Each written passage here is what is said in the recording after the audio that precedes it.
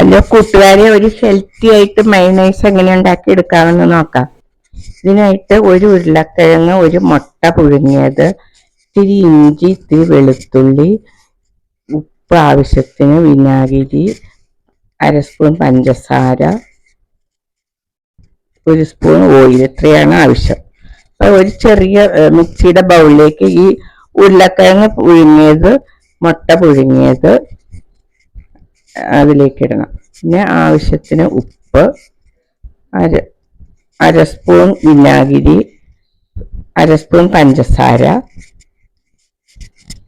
പിന്നെ ഇഞ്ചി, കുരുമുളക് പൊടി അര സ്പൂൺ, ഇഞ്ചി വെളുത്തുള്ളി ലേശം, ഒര കഷ്ണം, ഓയിൽ പിന്നെ ഒഴിച്ചാൽ മതി. ഇതെല്ലാം കൂടെ ഇട്ട് മിക്സിയിൽ നല്ലപോലെ തിരിച്ചെടുക്കണം.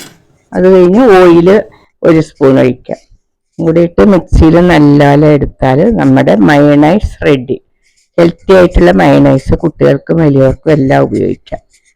സാൻഡ്വിച്ച്, ബർഗർ എല്ലാത്തിൻ്റെയും കൂടെ ഉപയോഗിക്കാം. ഓക്കെ.